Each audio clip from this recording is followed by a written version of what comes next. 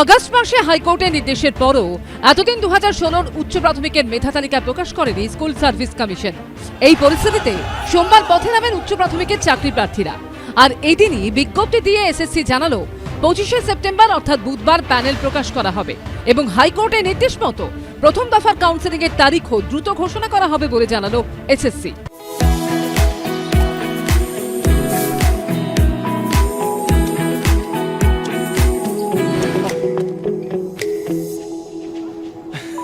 Monnet Perfumes, your personal signature.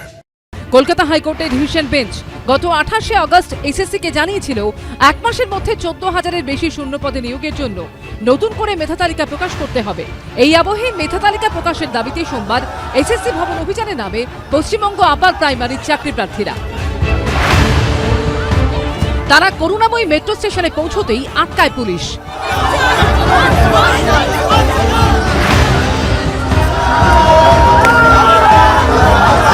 কয়েকজনকে করুণাময়ীতে আটকে দিলেও বাকি চাকরি প্রার্থীরা আচার্য সদনের সামনে অবস্থানে বসে পড়েন।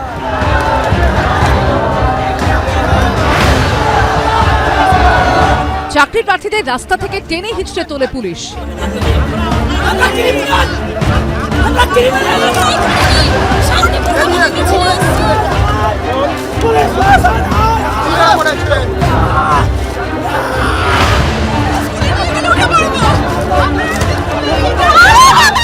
রাস্তায় শুয়ে প্রতিবাদ জানান চাকরি প্রার্থীরা।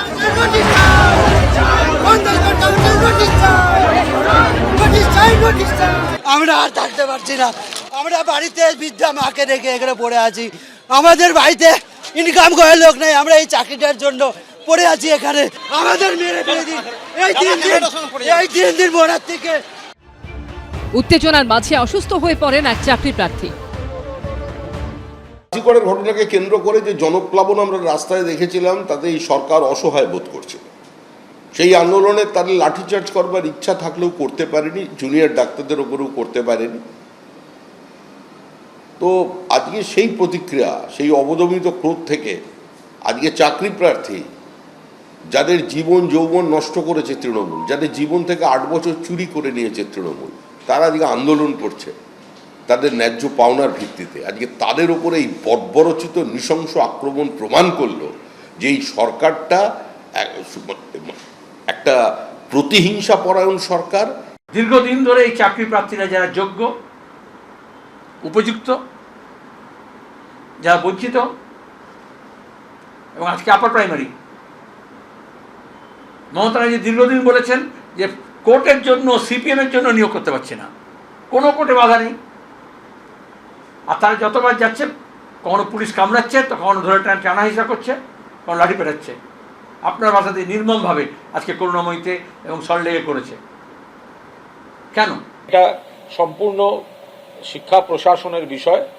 মাননীয় শিক্ষামন্ত্রী তিনি অত্যন্ত সংবেদনশীল মন নিয়ে এই চাকরি প্রার্থীদের বিষয়গুলো দেখছেন। মাননীয় মুখ্যমন্ত্রী যা যা বলার নির্দেশ দিয়েছেন, শিক্ষা প্রশাসন গোটা বিষয়টা দেখছে। বেশ কিছু ক্ষেত্রে আইনি জট রয়েছে, বেশ কিছু ক্ষেত্রে আইনি জট উদ্দেশ্য প্রণোদিতভাবে তৈরি করে দেওয়া হয়েছে যাতে অনেকে সাফার করেন এবং এই জটগুলো থাকে।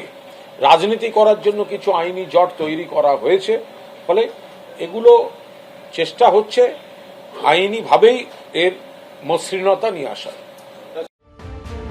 অবশেষে এদিনই এসএসসি বিজ্ঞপ্তি দিয়ে জানায় বুধবার মেধা তালিকা প্রকাশ করা হবে।